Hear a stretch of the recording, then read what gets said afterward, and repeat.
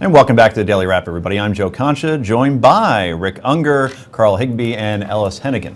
While we have a former Navy SEAL here, we have to talk about the fight itself against ISIS. A few weeks ago, the president was clear about going to war with ISIS, albeit with no ground troops. The resolution we've submitted today does not call for the deployment of U.S. ground combat forces to Iraq or Syria. It is not the authorization of another ground war, like Afghanistan or Iraq. The 2,600 American troops in Iraq today largely serve on bases. And yes, they face the risks that come with service in any dangerous environment, but they do not have a combat mission. They are focused on training Iraqi forces, including Kurdish forces. As I've said before, I'm convinced that the United States should not get dragged back into another prolonged ground war in the Middle East. Well, a growing majority of Americans disagree with Mr. Obama. A new CBS poll finds, get your calculators out, 65% of Americans view ISIS as a major threat. That's up 58% since October. While 86% of Republicans, no surprise there, 61% of Democrats and 57% of independents view ISIS as a major threat. Here's the big news, though, Mr. Unger. For the first time, a majority of Americans, 57%, favor the U.S. sending ground troops into Iraq in Syria. Now, this is why this number is amazing, because context is everything. In October, Americans were divided, 47 for, 46 opposed. And in September, those numbers were reversed, 39 favored, 55 opposed. Now that number is upside down. Carl, ground troops, are they needed? You said last segment, yes. Absolutely. How many is the question? Well, you know, maybe 500,000 might be a little bit much at first. Maybe a little bit, yeah. You know what? Go on for four. Go big or go home. Yeah, I have 450,000. No, but I mean, we need to think about, if we're going to send ground troops in, we have to learn the lessons from the last war, which were the rules of engagement that tied our troops. I was involved in a court-martial for prisoner abuse for something that didn't happen, and it was all for political appeasement. We have to go in to fight this war to win, like we did in World War II. We went in there and we bombed and we left ruins and crying widows, as Ralph Peters said on Fox News. And we need to make sure that we are fighting this war in our best interest, not the host nation anymore. We can't play this tit for tat and the political correctness now. If we're gonna do this, we have to commit, and we have to get other countries behind us. We can't fight it alone. Commit? 10 years wasn't enough? Hundreds of thousands of troops wasn't enough? I'll tell you the lesson we should learn from last time. It's not the same war. I will tell you, and I will tell you the lesson to learn.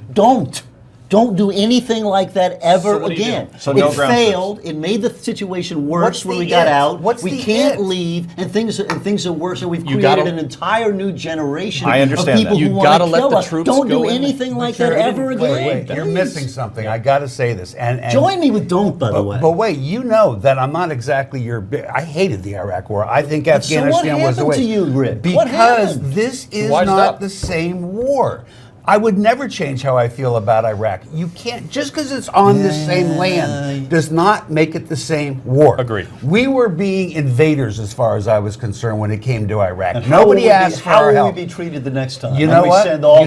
When you have the UAE and you have the Jordanians, and now you're going to have the Egyptians. In other words, Arab allies who have never. Well, let me finish. Arab allies who have never really been allies. They just take our money. But now we have an opportunity to stand up for them. We'll improve the security for Israel if we're successful. And these people are evil. Let me give you a better strategy. What do you propose as your solution? Let me give you a better strategy. First of all, some of your SEAL guys could actually be helpful here. I mean, there is a role for special forces, and the SEALs at the top of the list there. Sending in fact, I think some of them are with there. a SEAL team comes thousands of support troops. That's how we roll. But you know what? But it's a very different from an invasion of hundreds of thousands of troops. That is not the way special forces are used in this country. It's not the way they ought to be used. Do you think that the only way to win this war is to kill them, or is there other opportunities? Killing is probably the least effective. Honestly, it's part of the equation. That's fine. It's part of the equation. See, you're making them mutually exclusive, and they aren't. You're right about that. The things the president's been saying aren't wrong. They're just not it alone. You cannot. You do have to kill them, but you also have to do these other things. In the end, guys, when you have an organization on the other side that is as effective at recruiting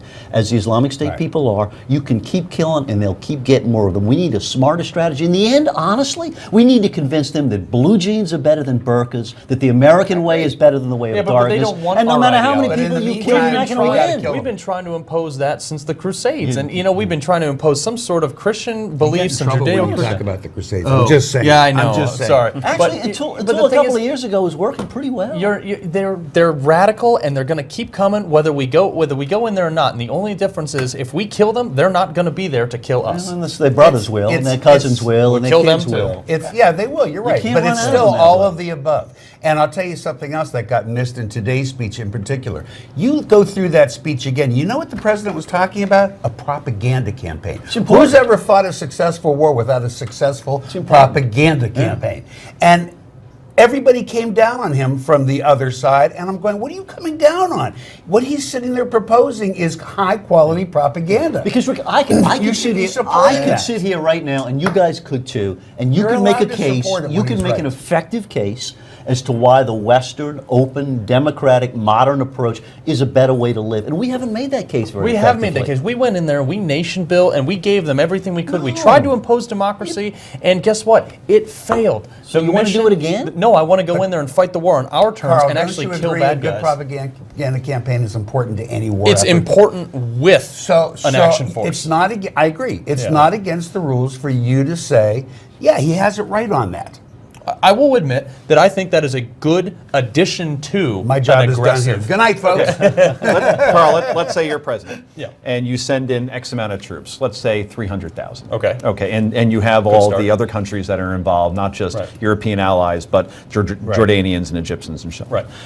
When the fight is won, right, and I think that would be probably fairly swift because Oh yeah, that they don't. happened quickly last time, didn't it? Well, that was because not of rules of engagement. We didn't get to fight on Just our a terms. minute. We'll We be need to there just fight- a minute. We need to fight on I our was trying to terms. get to a point. Yeah. And the point is that now do you stay and re-nation build within Iraq and Syria, or you wipe them out and you say thanks, good luck. You lay and it on the goodbye? surrounding nations, and that becomes part of the strategy. We can't stay over there and nation build in our interest. We need to lay on them. I mean, sure, we stayed in Germany. We're still in Japan. I mean, we've had long-term occupancy, and I'm sure we will. But the ultimate idea is you need to have people in the region who know the ideology, who live the customs, help rebuild that nation into something positive. We can't do it alone. But we can certainly go in there and stop these people dead in their tracks with our American one military thing, might. we're not fighting Final a word. nation. This is where I say same land, different war. There should not be a nation building situation because we are There's no not nation. fighting a nation. We are fighting these creepy, sick you-know-whats who are cutting off the heads of children. Yep. When we kill them, get the heck out. And that's the final word on that topic. Good debate, gentlemen.